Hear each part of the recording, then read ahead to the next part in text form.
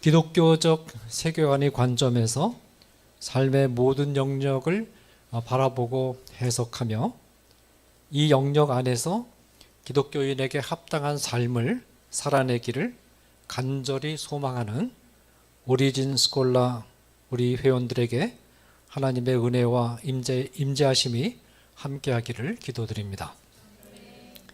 하나님의 일은 교회 안에만 제한되지 않습니다. 우리의 삶의 전 영역에 하나님의 일꾼들이 있습니다. 하나님의 일이 있습니다. 교회 안에서 행해야 될 하나님의 일이 있고, 정치의 영역에서 행해야 할 하나님의 일이 있고, 법의 영역에서 행해야 할 하나님의 일이 있고, 메디아의 영역에서 행해야 될 하나님의 일이 있고, 생명윤리의 영역에서 행해야 할 하나님의 일이 있고, 예술의 영역에서 행해야 될 하나님의 일이 있습니다.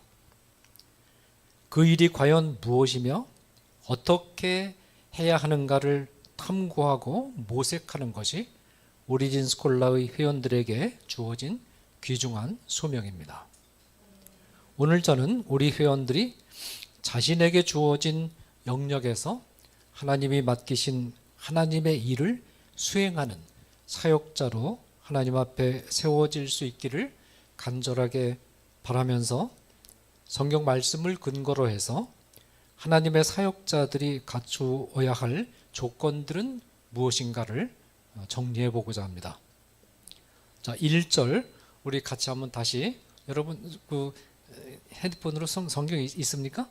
네네. 자, 그럼 1절 목소리를 맞춰서 다시 한번 같이 읽겠습니다. 사람이 마땅히 우리를 그리스도의 일꾼이요 하나님의 비밀을 맡은 자로 여길지어다. 네. 이 본문이 말하는 우리는 1차적으로 고린도 전서를 쓴 고린도 전서에서 그 주인공으로 등장하는 바울이라든지 아볼로라든지 베드로 등을 뜻합니다. 2차적으로는 우리 모든 신자들을 뜻합니다. 또한 우리는 1차적으로는 교회에서 하나님의 일을 하는 사역자들을 가리키지만, 동시에 우리가 속한 모든 삶의 영역에서 하나님의 일을 하는 사역자들을 뜻합니다. 본문에 하나님의 일을 하는 사역자를 묘사할 때 가장 먼저 나오는 단어가 그리스도입니다. 사람이 마땅히 우리를 그리스도의 일꾼으로 여길지어다. 이것은 무엇을 뜻할까요? 하나님의 일을 하는 사역자가 되기 위한 첫 번째 조건은 그리스도에게 속한 자가 되어야 한다는 것입니다. 그리스도에게 속한 자가 아니면 하나님의 사역자의 첫 발걸음조차도 떼어놓을 수가 없습니다. 이것은 공개된 길이 아니고 은밀한 길입니다. 소수에게만 허용된 길입니다. 그리스도에게 속한 자라는 말은 예수 그리스도를 구주로 영접한 자라는 뜻입니다. 물론 하나님은 예수님을 믿지 않는 자도 하나님 자신의 목적을 위해서 도구로 사용하실 수 있습니다. 예를 들어서 하나님은 불신자였던 애굽의 바로 왕을 출애굽 사건을 이루시는데 도구로 사용하셨습니다. 출애굽 사건의 핵심은 유월절 절기의 제정입니다. 왜냐하면 유월절에 복음의 핵심이 담겨 있기 때문입니다. 유월절은 하나님이 10가지 재앙 가운데 마지막 재앙인 애굽 땅에 있는 모든 장자를 죽이는 재앙을 내리실 때 어린 양의 피를 문에 바른 집은 그 집의 장자를 죽이지 않고 그냥 넘어가신 사건을 기념하는 절기입니다. 그래서 6월절을 영어로 패스오버라고 하죠. 넘어가셨다라고. 어린 양은 예수님을 예표하고, 어린 양의 피는 우리 죄를 대신 지시고 짊어지시고 십자가 위에서 죽으신 예수님을 예표합니다. 바로 왕은 악한 마음을 가지고 이스라엘 자손이 애굽에서 나가는 것을 허용해 달라는 모세의 요구를 거부했는데, 하나님은 바로의 악한 행위를 역이용하셔서 유월절 사건을 제정하신 것입니다. 그러나 바로가 하나님의 사역의 도구로 이용되는 경우와 그리스도를 믿는 자들이 하나님의 일에 헌신하는 일은 구별되어야 합니다. 우선 행위의 동기와 과정에 주목해야 됩니다. 바로의 행동의 동기는 하나님을 방해하려는 악한 동기에서 시작되었고, 행동의 과정 또한 악했고 결과도 사실 악하게 나타났습니다. 바로에게는 하나님과의 인격적인 교제도 전혀 없고 하나님의 일을 하겠다는 의지도 전혀 없습니다. 바로는 이 모든 것에 대해서 책임을 지고 벌을 받아야 합니다. 다만 모든 것을 합력하여 신자들을 위하여 선이 되도록 하시는 하나님이 바로가 낳은 악한 결과를 이스라엘 자손에게 선이 되도록 기적적인 방법으로 바꾸어 주신 것입니다. 이것은 바로가 한 일이 아닙니다. 하나님이 기적적으로 행하신 일입니다. 이에 반해서 신자들의 경우는 하나님을 사랑하는 마음과 하나님과의 인격적인 교감, 하나님이 베푸신 구원의 은혜에 감사하는 마음, 자원하는 마음으로 하나님의 일에 헌신하겠다는 의지를 가지고 시작합니다. 이런 마음의 소원은 하나님이 주신 것입니다. 그래서 빌립보서 2장 13절에서 바울은 말하기를 너희 안에서 행하시는 이는 하나님이시니 자기의 기쁘신 뜻을 위하여 너희에게 소원을 두고 행하게 하시나니.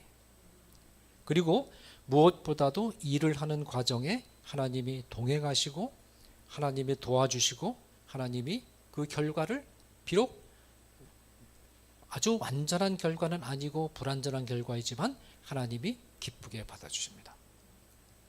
자, 본문에 두 번째로 등장한 단어는 일꾼입니다.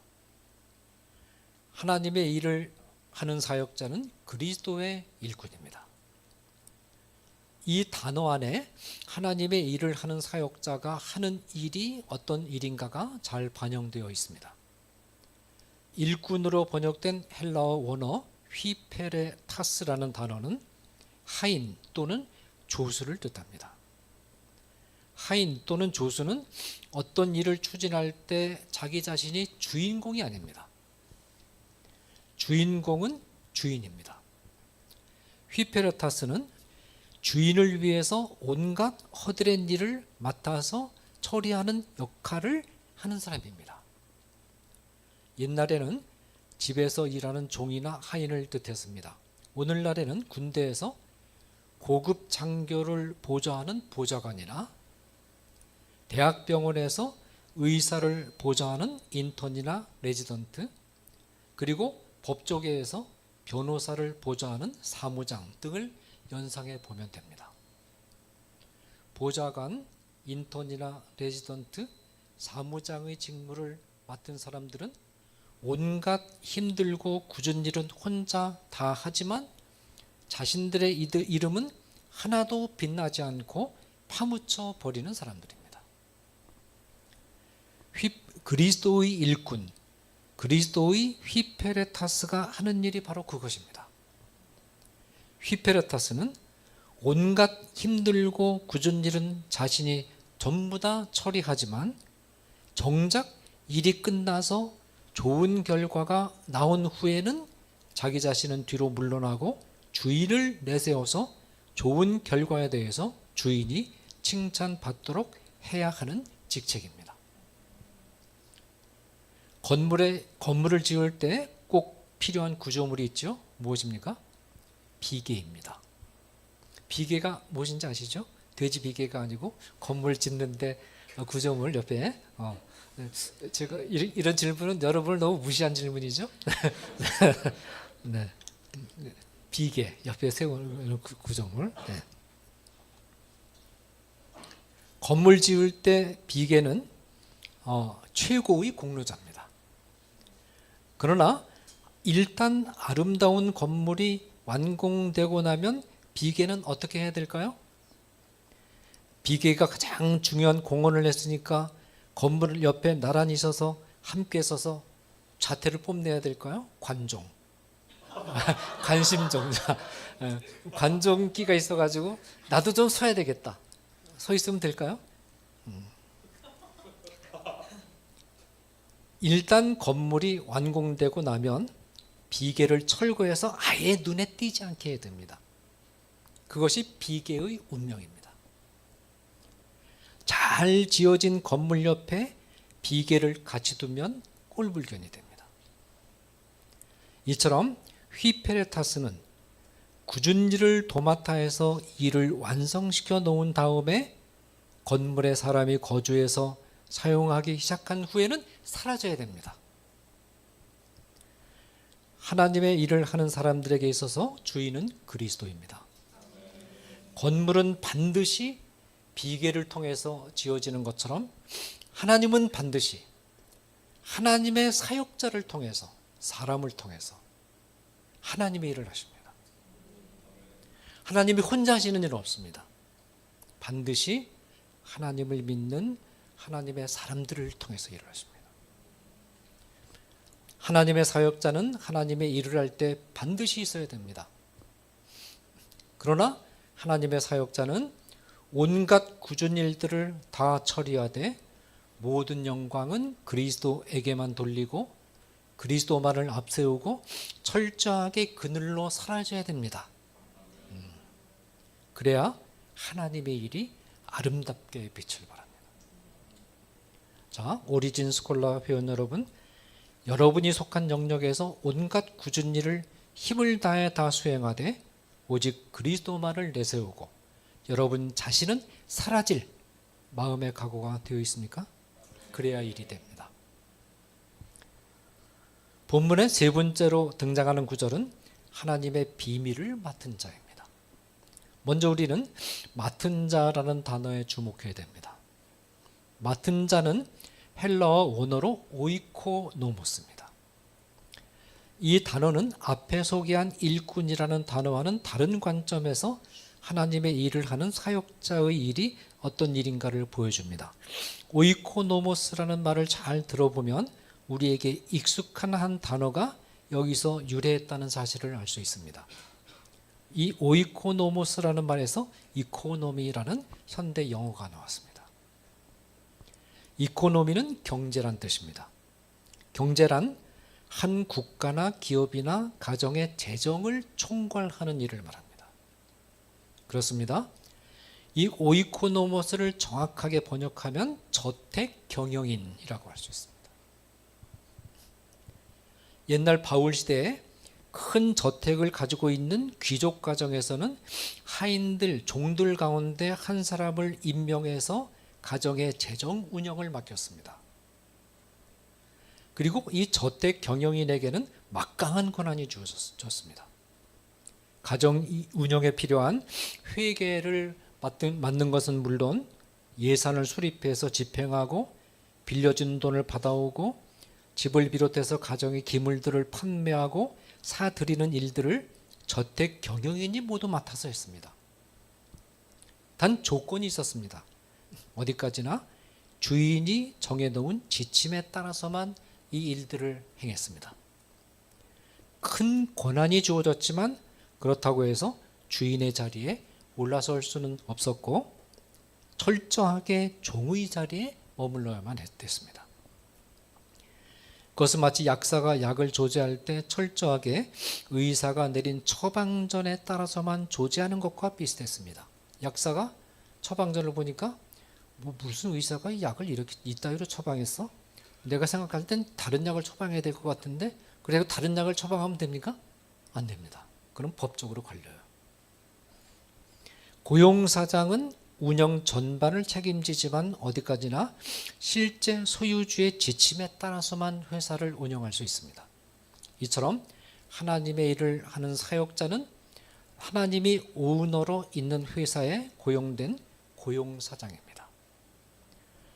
하나님의 일을 하는 사역자들은 오너이신 그리스도의 뜻에 따라서 사역을 해나가야 됩니다. 오이코노모스는 단순 노동자가 아니라 경영 전문인이라는 점에 유의할 필요가 있습니다. 오너는 어떤 사람을 고용사장으로 채용할까요? MBA를 졸업하고 경영 수업을 받은 경영 전문의를 고용사장으로 채용합니다. 아니면 말단 시절에 회사에 들어와서 회사의 계속해서 이제 올라가면서 회사의 그 가장 어려운 부분부터 시작해서 모든 과정을 다 익숙해가지고 경영 수업을 받은 사람, 그런 사람 중에서, 그런 전문적인 식견을 갖춘 사람 중에서 고용사장을 임명하죠. 고용사장은 전문가입니다. 하나님의 일을 하는 사역자는 자기가 일을 하는 분야에 정통한 전문인이 되어야 됩니다. 교회를 위해서 사역을 하려면 성경에 달통해야 될 뿐만 아니라 전문적인 신학 공부를 해야 돼요. 의료 분야에서 사역하려면 의학의 전문 지식과 훈련이 있어야 되고, 법조 분야에서 사역하려면 법에 관한 전문 지식과 실무 훈련이 있어야 되고, 생명윤리 분야에서 사역하려면 윤리학과 의학에 관한 전문 식견을 가져야 되고, 메디아 분야에서 일을 하려면 메디아와 언론에 대한 전문 식견을 가져야 되고, 예술 분야에서 일을 하려면 예술에 대한 감각을 가져야 됩니다. 하나님은 이 오이코노모스에게 아주 중요한 보물을 맡기셨습니다. 본문은 그 보물을 하나님의 비밀이라고 말합니다. 본문은 바울은 이 보물을 비밀이라고 말하는데, 비밀이라는 말은 두 가지 의미를 가집니다. 비밀이 가지는 하나의 의미는 일정한 기간 동안 가려져 있다가 정한 때가 되었을 때 공개하는 것을 뜻합니다. 그러니까 가려져 있는 동안에는 비밀이죠. 예를 들어서 교회에서 성찬식을 거행할 때 강대상 앞의 탁자 위에 성찬을 위한 집기들과 빵과 포도주를 늘어놓은 다음에 흰 천으로 덮어서 보이지 않게 해놓습니다. 그러다가 성찬식을 거행하는 시간이 되면 덮여있던 천을 벗겨냅니다. 그러면 반짝반짝 빛나는 황금색 성찬 집기들이 그 아름다운 모습을 짠 하고 드러냅니다. 이처럼 하나님은 구약시대 동안에 무엇인가를 보자기로 덮어서 보이지 않게 해놓았다가 신약시대가 되었을 때 보자기를 거두어내고 실체를 드러내셨습니다. 그것이 무엇일까요? 바로 예수님을 통해서 수행하시는 구속사역입니다. 구약시대 동안에는 예수님의 구속사역이 다양한 상징적인 장치들 안에 숨겨져 있었습니다. 그 대표적인 예 가운데 하나가 희생제사입니다. 구약시대에는 양이나 염소 등을 희생제물로 삼아 제사를 드렸습니다. 구약시대에는 동물을 죽여 제물로 드리고 동물의 피를 가지고 들어가야 하나님을 만날 수 있었습니다. 동물제사는 그 안에 하나님의 구원사역을 숨기고 있는 상징이었습니다. 이 상징이 지시하는 실체는 예수님이시며, 예수님이 인류의 죄를 대신 짊어지시고 십자가 위에서 대속의 죽음을 죽으신 구속사건입니다. 구약시대 동안 가려져 있던 하나님의 구원사역이 실체로 십자가 위에서 그 모습을 드러낸 것입니다.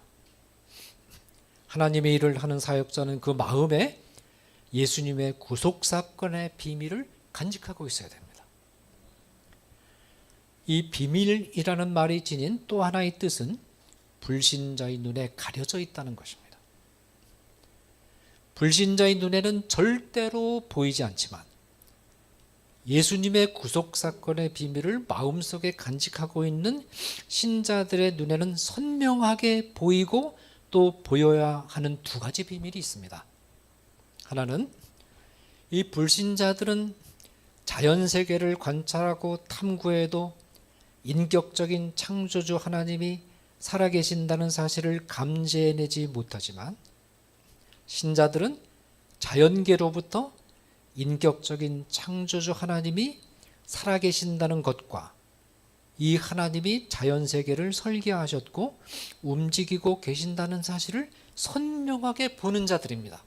여러분, 똑같이 자연을 보는 것 같아도, 똑같이 과학을 연구하고 그러는 것 같아도 완전히 관점이 다릅니다. 어마어마한 차이입니다, 여러분. 이게 우리가 가는 길이에요. 로마서 1장 19절이 말하는 것처럼 인간 안에는 하나님을 알만한 것이 있습니다. 이 하나님을 알만한 것은 신인식 능력, 곧 인격적인 하나님이 실제하신다는 사실을 인식할 수 있는 능력을 뜻합니다. 인간 안에 이 능력이 있다는 겁니다. 또 로마서 1장 20절에는 자연 만물 안에 하나님의 영원하신 능력과 신성이 분명히 나타나 있다고 말합니다. 이 말은 인격적인 하나님이 자연 만물을 창조하신 증거들이 자연 만물 안에 풍부하고 명확하게 나타나 있다는 뜻입니다. 이 두 본문이 말하는 것은 인간의 마음속에 있는 신인식 능력을 통해서 자연 만물을 관찰하고 탐구하면 인격적인 창조주 하나님이 계신다는 사실과 살아계신 하나님이 자연 만물을 만드셨다는 사실을 선명하게 볼 수 있다는 뜻입니다. 불신자에게는 신인식 능력이 조금 남아있긴 남아있는데 심각하게 뒤틀리고 왜곡되어 있어서 자연 만물을 보고 자연 만물을 창조하신 인격적인 하나님을 인식하는 것이 아니고 이게 조금 삐뚤어져 가지고 왜곡돼 가지고 자연 만물 그 자체를 하나님으로 오해하는 결과로 나타납니다. 신을 인식하긴 인식하는데 자연 만물을 창조하신 자연 만물을 넘어서는 하나님을 인식하는 것이 아니라 자연 만물을 바라보면 굉장히 경이롭죠. 이게 바로 신이다, 그렇게 인식하는 겁니다. 이게 모든 불신자에게 신인식 능력이 주어져 있다는 것을 말하는 동시에 그 신인식 능력이 왜곡되고 뒤틀려 있다는 것을 동시에 보여주는 증거입니다. 바로 이것이 우상숭배입니다. 우상숭배는 피조물을 하나님으로 오해해서 숭배하는 것을 뜻합니다. 그러나 예수님을 구주로 영접하고 신자가 되면 성령의 역사를 통해서 마음속에 죄의 세력에 짓눌려 위축되고 왜곡되어 있던 신인식 능력이 점차 활성화되기 시작합니다. 활성화되기 시작해서 자연세계로부터 인격적인 창조주 하나님이 살아계신다는 것을 보여주는 풍부한 증거들에 눈을 뜨기 시작합니다. 점점점 커집니다. 이게. 말씀을 읽고 기도하면서 자연세계에 대한 관찰과 탐구를 계속하면 온 우주가 인격적인 창조주 하나님이 살아계신다는 것과 우주를 섭리하신다는 것을 보여주는 증거들로 꽉 차 있다는 사실을 알게 됩니다. 놀라운 일, 멋있는 일 아닙니까? 그렇지 않고 불신자의 눈에는 그저 비인격적인 화학 분자들, 무슨 우주선들, 그것밖에 안 보입니다. 그러나 우리는 우주 만물 안에 인격적인 살아계신 하나님이 실제하신다, 그 증거들을 풍부하게 보는 것입니다. 하나님의 일을 하는 사역자들은 불신자가 보지 못하는 이 비밀을 선명하게 볼 수 있는 안목과 능력과 실력을 갖춰야 됩니다. 그러면 이 관점에서 세상을 바라보기 시작하면 세상 다른 것들은 다 시시해 보이고 웬만한 좀 어려움이 있고 그래도 별거 아니다, 그렇게 생각되는 것입니다. 다른 하나는 자연세계만이 아니라 인간의 활동 무대인 역사 안에도 하나님이 살아계셔서 역사하신다는 사실을 신자들은 선명하게 보고 이 관점 안에서 역사를 읽을 줄 알아야 된다는 것입니다. 역사 안에서 활동하시는 하나님의 사역 가운데 특히 하나님이 신자들에게 특별히 함께 하셔서 로마서 8장 28절이 말하는 것처럼 모든 것이 합력하여 신자에게 선을 이루도록 해 주신다는 사실을 체험하고 고백할 수 있어야 됩니다. 여러분, 역사 안에 하나님이 역사하시는데 어떤 방법으로 역사하시느냐, 어떤 일이 일어나든지 결국은 신자들에게 선이 되고 유익이 되는 방향으로 하나님께서 기가 막히게 절묘하게 조정해 주신다는 겁니다. 이것이 우리 신자들에게 약속되어 있습니다. 여러분, 요셉의 일생에 대해서 잘 알고 계실 것입니다. 요셉은 세 번 큰 위기를 만났습니다. 첫 번째 위기는 아버지 야곱의 사랑을 독차지하는 것을 시기한 형들의 계략에 빠져서 가족과 강제로 생이별하고 애굽으로 노예로 팔려가는 위기를 만난 것입니다. 어느 날 갑자기 그냥 끌려간 거예요. 이별의 말 한마디 못하고.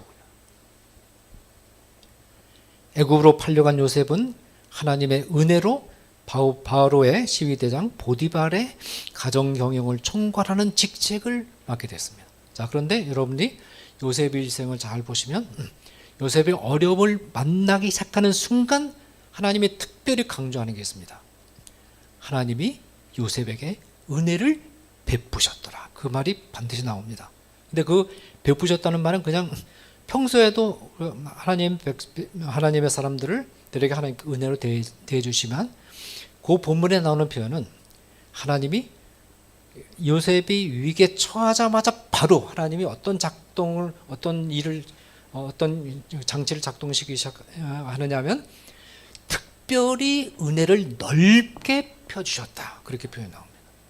위기를 만나는 순간부터 하나님이 그래 이제는 내가 좀 신경을 써야겠는데 내가 좀 더 깊이 개입해야 되겠는데 그렇게 딱 판단하시고 은혜를 특별히 넓게 펴주셨다. 그 말은 뭐냐면 내가 너를 꽉 붙잡고 이제 나아가겠다.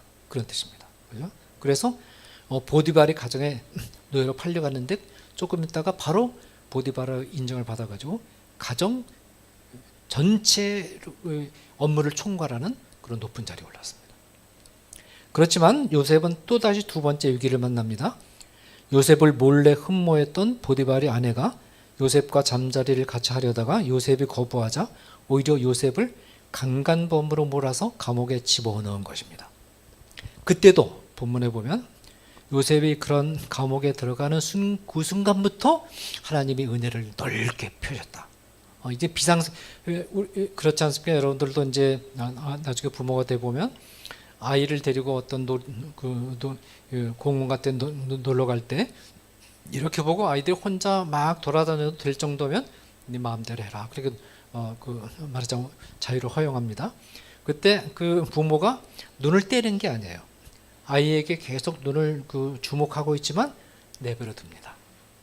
그러다가 아이가 위험한 어떤 놀이기구에 딱 들어가면 안 돼. 그리고 부모가 그 자리에 딱 가서 아이를 딱 붙잡아 주죠. 마찬가지입니다. 요셉이 평소에도 하나님이 은혜로 함께 하셨지만 저는 위기 순간을 만나면 안 되겠다. 내가 직접 붙들어야지. 그리고 하나님이 특별히 요셉의 가는 길에 함께 하십니다. 자, 그래서 이 감옥에 이제 들어간 요셉은 감옥에서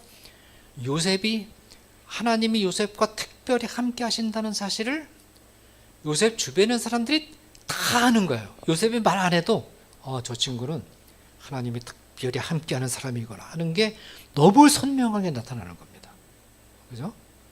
감옥에 있는 사람들이 다 그걸 아는 거예요. 그렇게 하나님이 요셉에게 역사하셨다는 겁니다. 그래서 요셉이 이 술 맡은 관원장과 떡 굽는 관원장 꿈을 해석해주고 술 맡은 관원장이 복직하게 될 것을 미리 알려주면서 네가 복직이 되면 내 억울한 사정을 바로에게 좀 알려서 자기를 감옥에 좀 해서 꺼내달라. 얼마나 간절하겠어요? 간절하게 부탁을 합니다. 요셉 꿈대로 술 맡은 관원장이 복직이 됐지만 사람이 들어갈 때 하고 나올 때 마음이 다르거든요. 복직이 되자마자 까마득하게 잊어버렸어요.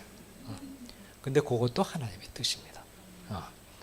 그러다가 나중에 이제 뭐냐면 바로가 꿈을 꾸죠. 바로가 꿈을 꾸는데 말하자면 7년간 풍년이 찾아오고 그 다음에 흉년이 드는 꿈을 꾸는데 이게 도대체 무슨 뜻인지 알 수가 없는 거예요. 애굽의 모든 꿈쟁이들을 다 박사들 불러다가 물어봐도 모르겠는 거예요.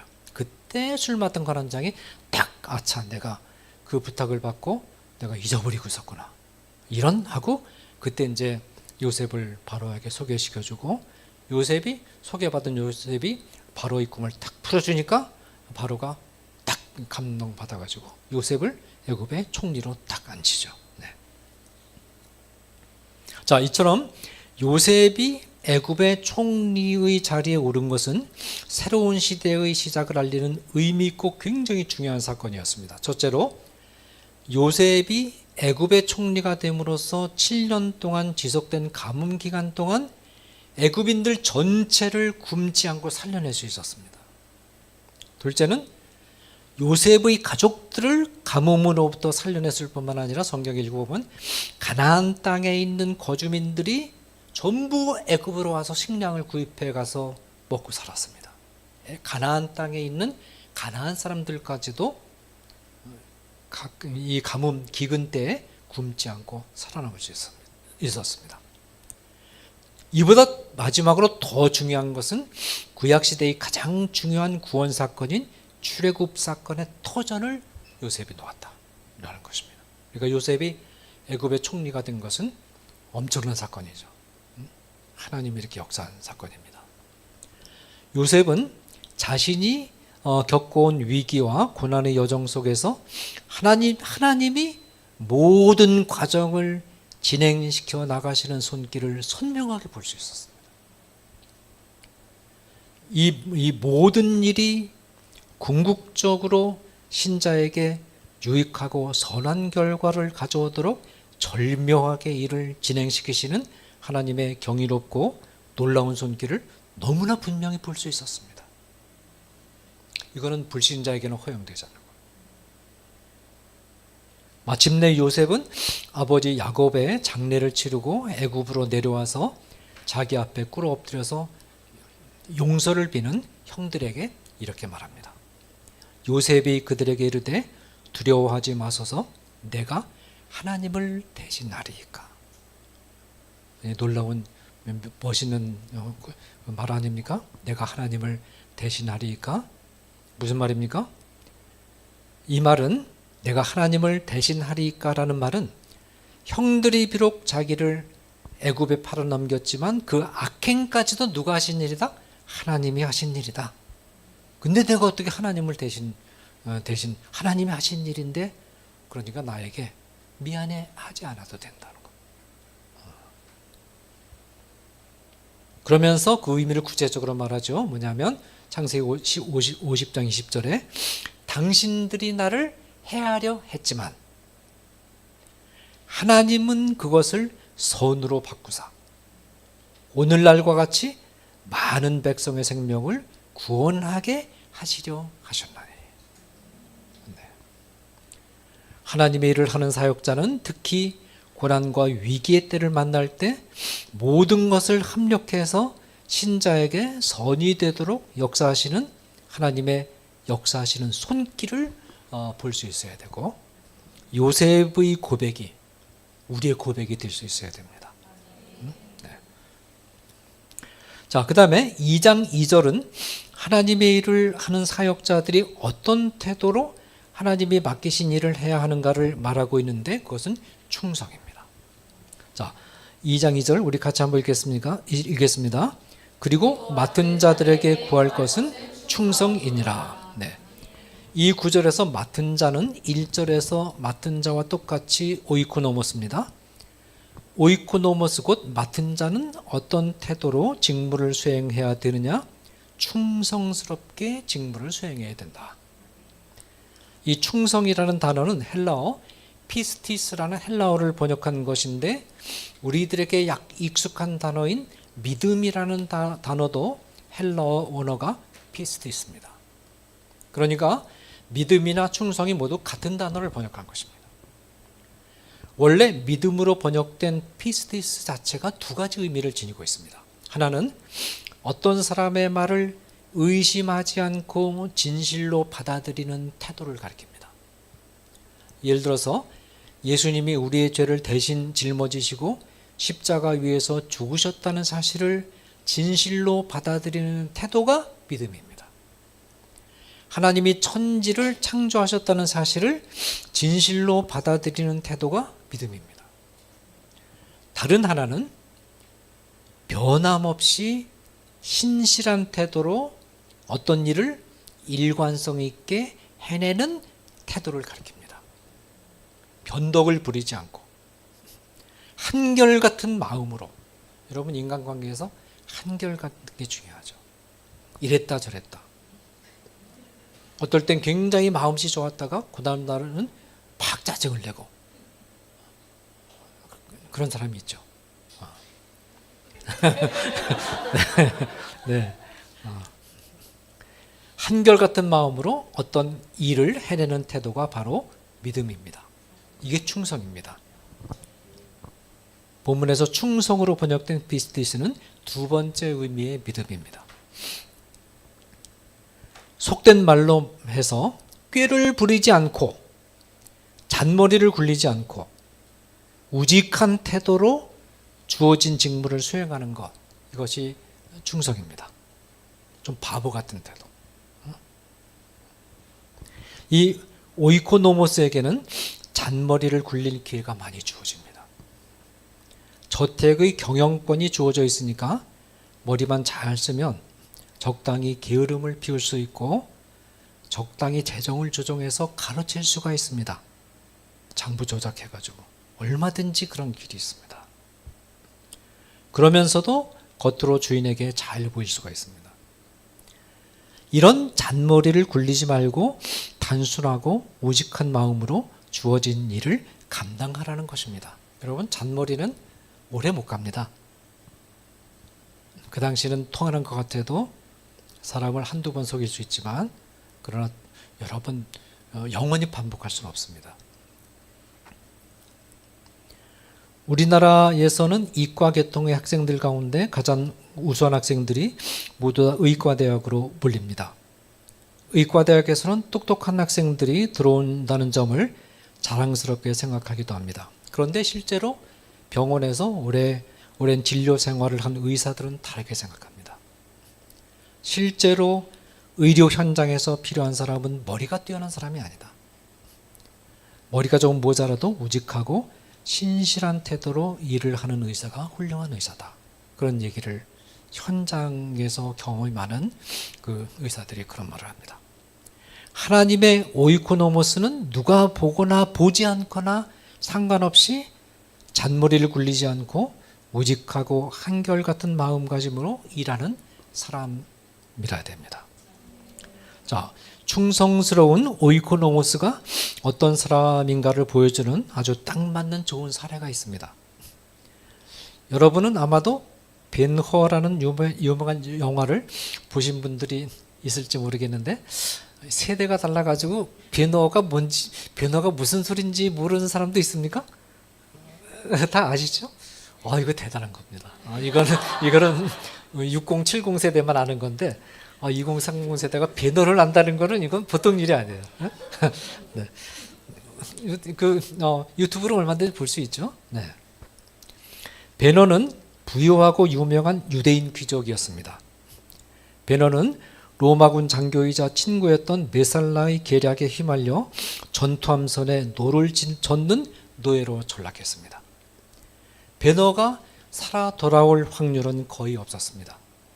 그 사이에 벤허의 어머니와 누이 동생은 감옥에 들어갔다가 문둥병에 걸려서 문둥병자가 사는 계곡에 유배가 되었습니다. 그리고 벤허의 모든 재산은 벤허의 집의 하인이자 집사인 늙은 시모니데스, 이 에스더의 아버지죠. 시모니데스가 관리하게 되었습니다. 여러분, 이런 상황이라면 벤허의 모든 재산은 여종 에스더의 아버지 시모니데스의 것이나 다름없습니다. 다 정리해서 날라버려도 상관이 없어요. 시모니데스는 얼마든지 벤허의 재산을 자기 것으로 가르칠 수 있었습니다. 주인이 돌아올 기약이 없으니까. 그리고 어머니나 누이 동생도 문둥병으로 계곡에 들어가면 살아나올 수가 없습니다. 끝난 거예요, 가문이.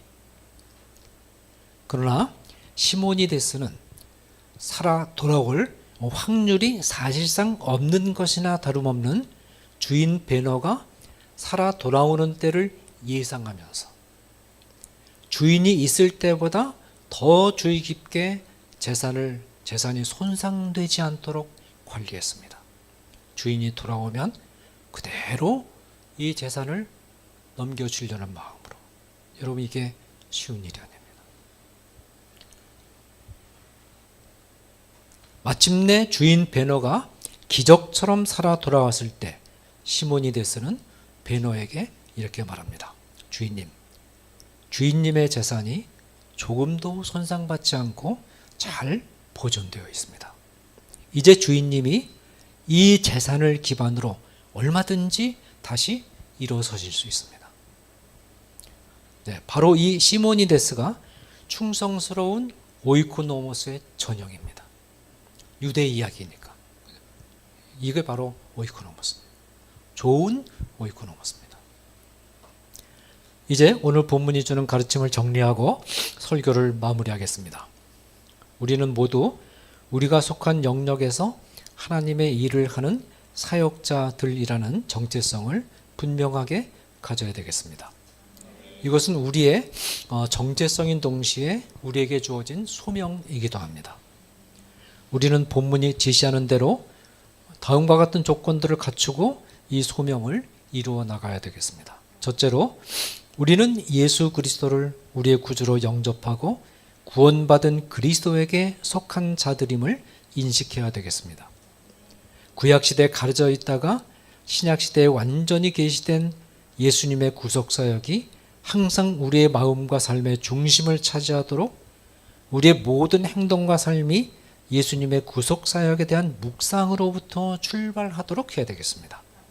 둘째로 우리는 우리 자신이 주인공으로서 우리 자신의 뜻에 따라 일을 하는 자들이 아니라 그리스도의 조수로서 그리스도의 뜻을 따르는 자들이라는 인식을 분명하게 가질 수 있어야 되겠습니다.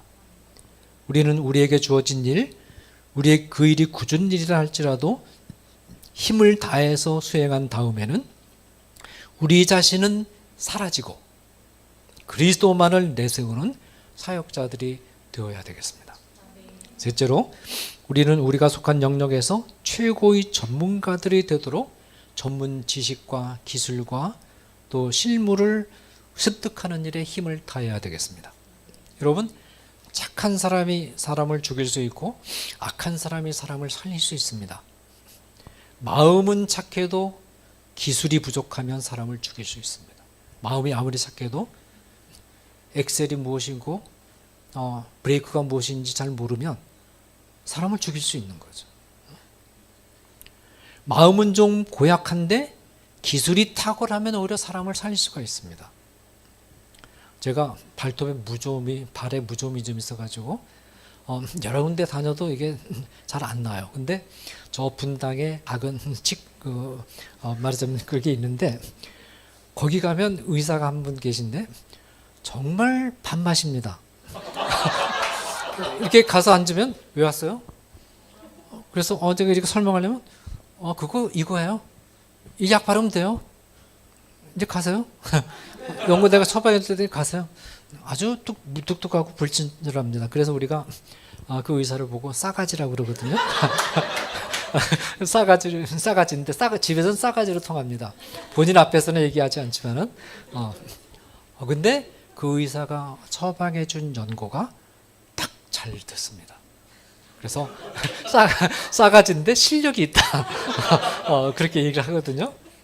그래야 됩니다. 그래 우리는 싸가지는 되지 말고 마음이 착하면서 실력이 있는 사람, 그런 사역자들이 돼야 되겠죠. 그죠? 네.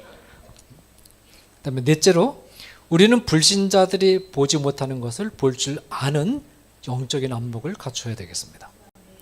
우리는 말씀을 탐구하고 기도를 통해서 성령의 인도하심을 간구하는 가운데 우리 안에 있는 신인식 능력을 활성화시켜서 자연세계 안에 풍부하게 감춰져 있는 살아계신 인격적인 하나님의 실제의 증거들을 선명하게 볼 수 있는 자들이 되어야 되겠습니다.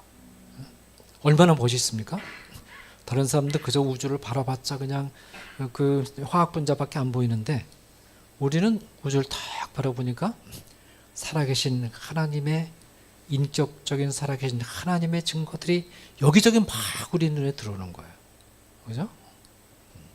또 우리는 하나님이 인류의 역사를 주관하시되 특히 신자가 고난과 위기를 만날 때 하나님이 모든 일을 합력하여 궁극적으로 신자에게 우리에게 선이 되도록 이끌어 주시는 하나님의 섭리 손길을 선명하게 체험하고 고백하는, 그거 있으면 웬만한 어려움 같은 거 아무것도 아니에요. 왜냐하면 이 어려움이 궁극적으로 나에게 선이 된다는 믿음이 있으니까.